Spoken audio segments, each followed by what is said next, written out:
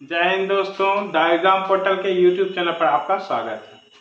हम लोग profit and loss पढ़ रहे थे। प्रॉफिट एंड लॉस में आज जो है 8वां क्लास है। प्रॉफिट एंड लॉस का आपका 8वां क्लास है। अभी तक हम लोगों ने प्रॉफिट एंड लॉस में 7 क्लास किए हैं और पिछले वीडियो में जो टाइप हम लोग सीख रहे थे कि इतना रुपया में इतना वस्तु खरीदा गया और इतना रुपया में इतना वस्तु बेचा गया, उसी टाइप को आज हम लोग कंटिन्यू रखेंगे और उसी टाइप पे आधारित कुछ और प्रश्नों को, कुछ अच्छे अच्छे प्रश्नों को हम लोग देखेंगे। तो चलिए सीधा हम लोग क्वेश्चन पे चलते हैं और उसी टाइप को यूज करके, उसी कॉन्सेप्ट को यूज करके हम आज के सेशन में भी क्वेश्चंस को करेंगे। तो चलिए सीधा क्वेश्चन पे चलते हैं। देखिए क्वेश्चन क्या कर रहा है। क्वेश्चन आपका कह रहा है कि 100 संतरे 350 रुपए में खरीदे गए तथा 48 रुपए प्रति दर्जन की दर से बेच दिए गए, तो प्रतिशत लाभ या हानि बताइए। तो हम बोले इस तरह का जब भी प्रश्न आपको आए तो आप क्या कीजिए, एक वस्तु का निकाला कीजिए, सीपी और एसपी। तो चलिए यहाँ भी हम लोग एक वस्तु का निकाल लेते हैं और बोले एक वस्तु का निकालने के लिए क्या बताए थे, तो ऊपर में टोटल रुपया और नीचे में टोटल वस्तु। तो कितने रुपये, तो 350 रुपये में खरीदे गए थे। कितने खरीदे गए, तो 100। तो एक वस्तु का सीपी निकल गया और बेचा जा रहा है कैसे, तो 48 रुपए प्रति दर्जन। 48 रुपया हो गया टोटल रुपया और बेचे कितने जा रहे हैं, तो 12 वस्तुएं बेचे जा रहे हैं ना नीचे में, तो यहाँ पर 12 लिख देंगे। ठीक है, यहाँ पर आपको 12 लिख देंगे। कट रहा है तो काट लेंगे, कट रहा है तो काट लेंगे। यहाँ भी कट रहा है, 0 से 0 1 पॉइंट आ जाएगा। तो ये 3.5 हो गया, ये कितना आपका हो गया 4, मतलब सीपी 3.5 और एसपी कितना 4, मतलब 3.5 में खरीदा गया और 4 में बेचा गया। तो बोलेंगे लाभ होगा, 3.5 में खरीदा गया और कितना में बेचा गया, 4 में बेचा गया, तो लाभ होगा। कितने का लाभ होगा, तो कहिएगा 0.5 रुपीज का लाभ, 0.5 रुपए का लाभ होगा। किस पे लाभ होगा, तो कहिएगा 3.5 पे लाभ होगा, इंटू में 100। तो ये 5 से कट जाएगा कितनी बार में, 7 बार में। दशमलव उड़ा देंगे पहले ही, 100/7 मतलब 14.7%। याद रखना है कि 100/7 जो होता है वो 14.2/7%, नहीं तो पूर्णांक में चेंज कर लेंगे, 64, 98, 200, 100/7। तो 100/7 जो होता है वो 14.2/7 होता है। तो हमारा जो सही आंसर हो जाएगा ऑप्शन नंबर सी, 14.2/7। सॉरी, ये लाभ का होगा, लाभ वाला, हानि नहीं, लाभ वाला। तो 4 नंबर ऑप्शन 14.2/7% का लाभ। ठीक है, तो चलिए आगे बढ़ते हैं। इसी टाइप के कुछ और भी प्रश्नों को देखते हैं।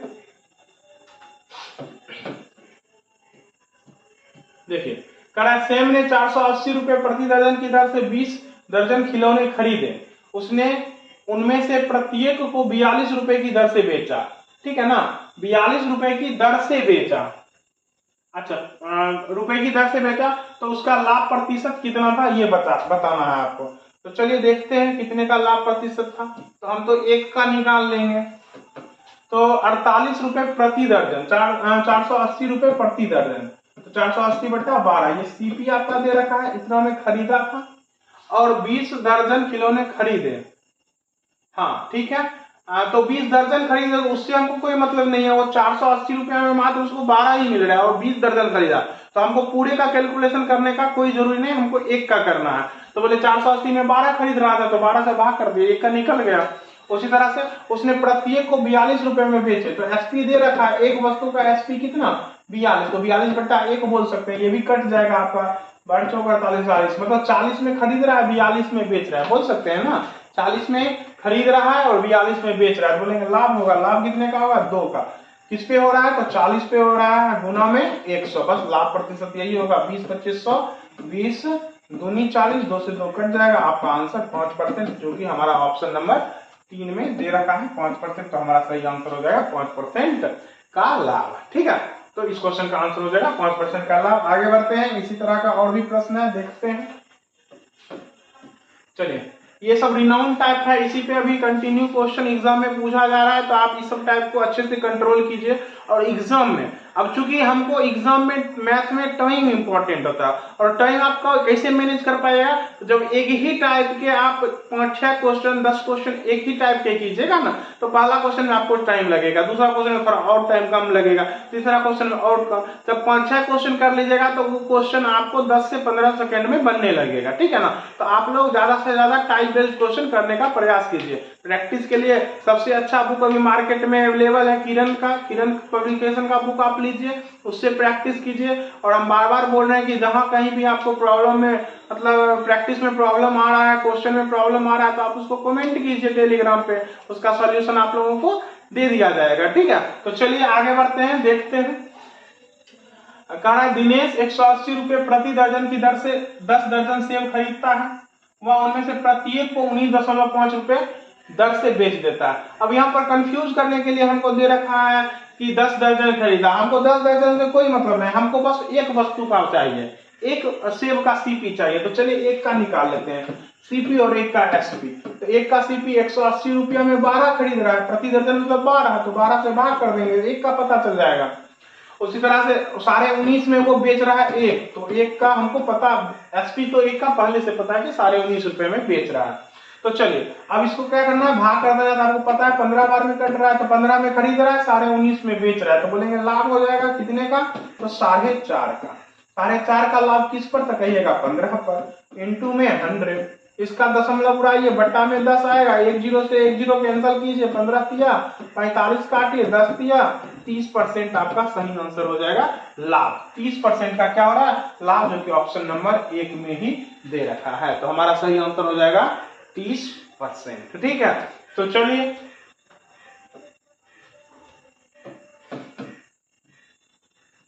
देखिए, एक आदमी कुछ वस्तुएं P रुपये प्रति दर्जन के भाव से खरीदता है तथा P/8 रुपया प्रति वस्तु की दर से बेचता है।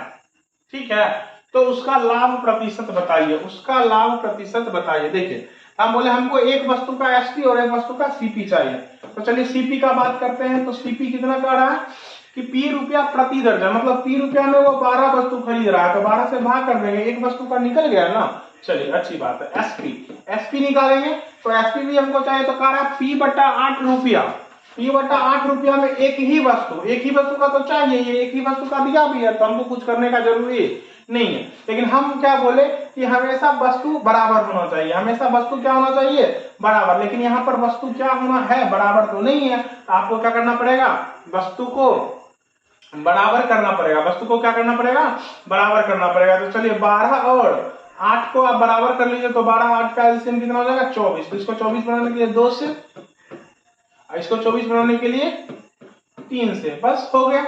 अब देखिए यहां पर आप क्या कीजिएगा, तो यहां पर आपका हो गया सीपी कितना 2p, सीपी कितना हो गया आपका 2p, और एसपी कितना हो गया आपका 3p। तो बोले 2p में खरीद रहा है, 3p में बेच रहा है एक वस्तु को, तो लाभ की हानि, तो बोलेंगे लाभ होगा। लाभ होगा तो कितने का लाभ होगा, तो SP minus CP, 3p minus 2p कितना p रुपए का लाभ होगा।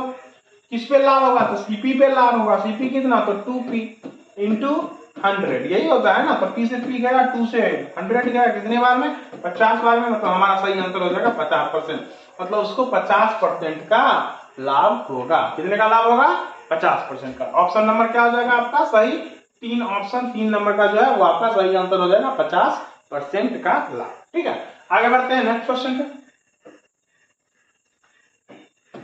देखिए कह रहा एक दुकानदार 10 रुपए प्रति 7 पेन की दर से पेन खरीद कर लाया और उसने उन्हें 40% लाभ पर बेचा।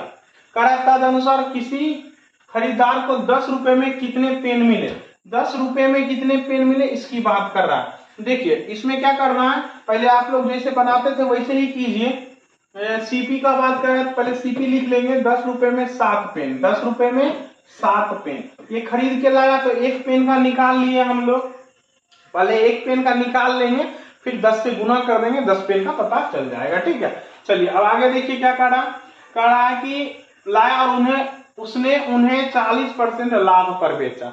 ये तो सीपी है, तो बोले अब लाभ का बात कर रहा है, विक्रय मूल्य का बात कर रहा है, तो हमको सीपी पता होना चाहिए ना। तो मान लेते हैं सीपी कितना 100, सीपी कितना 100, लाभ कितना 40, तो विक्रय मूल्य कितना 140। लेकिन ये आपका क्या है सीपी, तो बोलेंगे सीपी का तुलना सीपी से, तो सीपी कितना माने थे 100, हमको क्या चाहिए विक्रय मूल्य, तो विक्रय मूल्य कितना, तो 140, बस 140 से गुना कर देंगे, तो एक वस्तु का विक्रय मूल्य पता चल गया ना।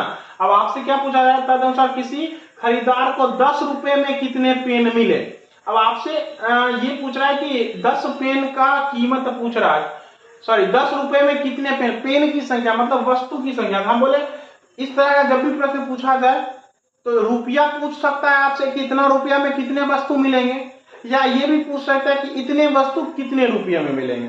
तो जो भी दिया रहेगा ना, रुपया हो चाहे वस्तु हो, आप उसको छोड़ के बाकी सबको क्या कर दीजिए, काट दीजिए। अगर कट रहा है तो ठीक है, हमसे 10 रुपये की बात करें तो 10 रुपये को इस कैलकुलेशन में छोड़ के बाकी सबको क्या कर देंगे, काट देंगे। चलिए काट लीजिए। तो 1 0 से 1 0 गया, 7 दूनी 14 गया, 2 से गया 10 बार में 5, तो ऊपर में क्या आ गया आपका 10, नीचे में क्या आ गया आपका 5। तो हम बोले ऊपर में क्या होता है तो रुपया, नीचे में क्या होता है तो वस्तु। तो बोलिए 10 रुपये में कितने वस्तु मिल रहे हैं, तो बोलेंगे 5 वस्तु मिल रहे हैं। कितने वस्तु मिल रहे हैं, 5 वस्तु। तो हमारा सही आंसर क्या हो जाएगा, 5 वस्तु। तो जब भी इस तरह का प्रश्न रहेगा, लास्ट में आपसे ये पूछा जाएगा इतने रुपये में कितने वस्तु मिलेंगे, या इतने वस्तु कितने रुपये में मिलेंगे, तो जिसका भी चर्चा होगा, अगर रुपया का बात करेगा तो उतना रुपया को ऊपर में छोड़ के काट लेना है, ठीक है। अगर वस्तु का बात करेगा तो नीचे में उतना वस्तु छोड़ के सबको काट देना है। तो आपको कुछ एक्स्ट्रा नहीं करना पड़ेगा, नहीं तो फिर 1 का निकाल के 10 से गुना करना पड़ेगा, बात समझ रहे ना। तो उतना हमको करने का कोई, जब हमको काटना ही है तो उसी टाइम सही से काट लेंगे, ताकि हमको दोबारा कुछ करने का जरूरी नहीं पड़े। टाइम बचाना है तो टाइम पे ध्यान देना है, ठीक है। तो हम लोग इसी तरह से आराम से कर लेंगे। आगे बढ़ते हैं नेक्स्ट क्वेश्चन पे।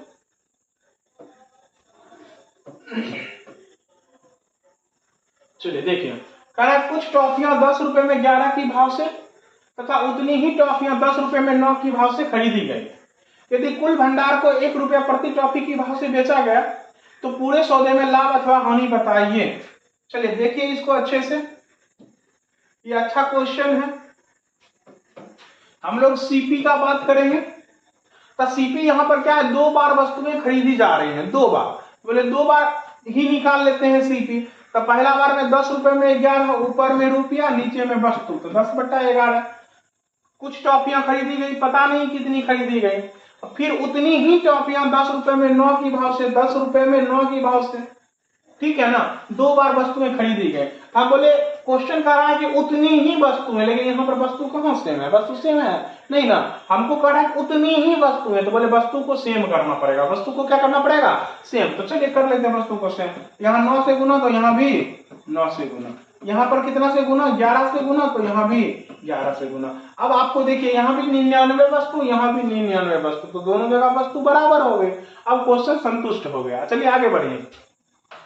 कह रहा है यदि कुल भंडार को, अब एसपी की बात कर रहा है कि कुल भंडार को 1 रुपया प्रति टॉफी की भाव से बेचा गया, मतलब 1 रुपया में 1 टॉफी, 1 रुपये में 1 टॉफी, 1 रुपया प्रति टॉफी, तो 1 रुपये में 1 टॉफी बेची गई, ठीक है।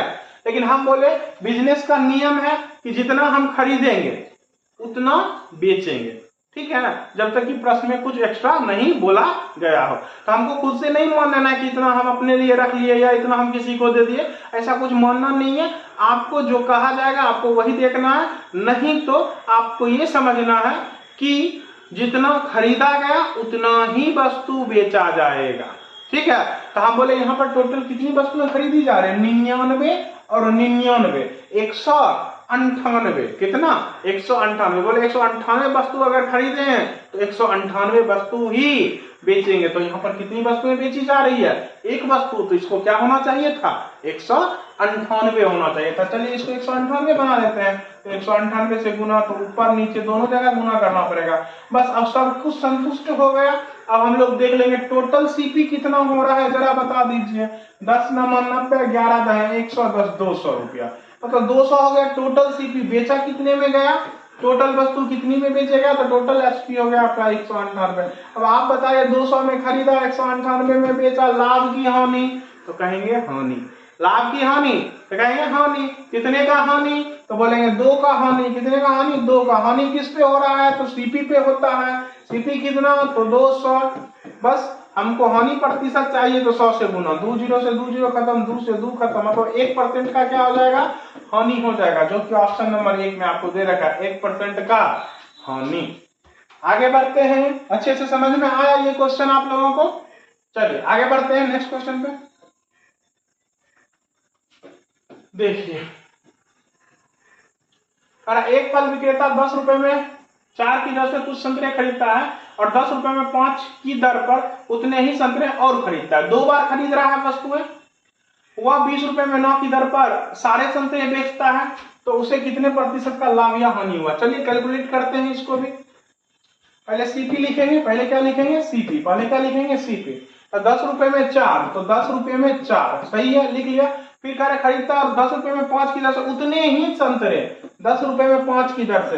लेकिन बोले हमको क्या कह रहा है कि जितना संतरा यहाँ पर उतना संतरा यहाँ पर खरीदा। यहाँ पर कितना संतरा था 4 खरीदा है, यहाँ पर कितना था 5, बराबर कहाँ है।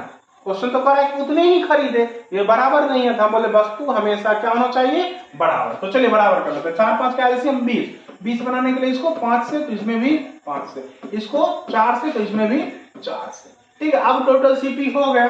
अब एसपी की बात करते हैं, किसकी बात करते हैं एसपी। अब कह रहा है कि वह 20 रुपए में 9 की दर से बेच रहा है, 20 रुपए में 9 की दर से, ऊपर में 20 नीचे में 9। लेकिन बोले जितना वस्तु खरीदेगा उतना वस्तु बेचेगा। यहाँ पर 20 अब 20 40 वस्तुएं खरीद रहा है और यहाँ पर कितनी वस्तुएं बेच रहा है 9 वस्तु। तो हम बोले यहाँ पर कितनी वस्तुएं बेचना चाहिए उसको, तो बोलेंगे 9 वस्तु नहीं 40 वस्तु बेचना चाहिए। तो 9 को आप 40 कैसे बनाइएगा, तो बोलेंगे 40/9 से गुना कर दीजिए। 40/9 से कट गया ना, 9 9 40 आ गया। तो यहाँ पर भी 40/9 से करना पड़ेगा, यहाँ पर भी 40/9 से गुना करना पड़ेगा। तो टोटल सीपी यहाँ से कितना आ गया आपका 50 और 40 90। और यहाँ पर टोटल एसपी कितना आ रहा है आपका, ये तो गुना हो जाएगा ना 800/9। कितना हो जाएगा आपका 800/9। तो ऐसे में तो कैलकुलेशन टफ हो जाएगा। और अनुपात अगर इसको डाल दें हम अनुपात का साइन, तो बोले अनुपात कभी भी भिन्न में नहीं रहता, तो इसको कैलकुलेट कर लेंगे किसमें पूर्णांक में। तो बस एलसीएम से क्या कर देंगे गुणा कर देंगे। अब पूर्णांक में आ गया दोनों, मतलब टोटल सीपी हो गया 9 9 81 मतलब 810 और टोटल एसपी हो गया आपका कितना 800। तो आपका एसपीसीपी पता चल गया। तब आप बता दीजिए लाभ होगा कि हानि होगा। तो बोले 810 में खरीदा 800 में बेच रहा है, तो हानि होगा। कितने का हानि होगा, तो 10 का हानि होगा। 10 का हानि किस पर, तो 810 पर गुना 100, गुना क्या चीज 100। इसको कैलकुलेट कर लेते हैं, चलिए देख लीजिए। तो 0 से 0 काट दीजिए, 100/81, 100/81 भाग करेंगे तो 1.19/81 आ जाएगा आपका आंसर। इतना परसेंट हानि, क्या चीज हानि। तो हानि में देख लीजिए है ऑप्शन है ना, फर्स्ट ऑप्शन आपका हानि प्रतिशत 1.9/81। तो आपका सही आंसर हो जाएगा 1.19/81 आपका सही आंसर हो जाएगा। तो आज का सेशन आप लोगों को अच्छे से समझ में आया होगा। पिछले सेशन जो हम लोगों ने क्वेश्चन किया था, जो पैटर्न जो कॉन्सेप्ट सीखे थे उसी पर आधारित आज का भी सेशन था। और आज यह टाइप आप लोग का कंप्लीट हो गया। अगला वीडियो में मिलेंगे नेक्स्ट टाइप के साथ, तब तक के लिए धन्यवाद।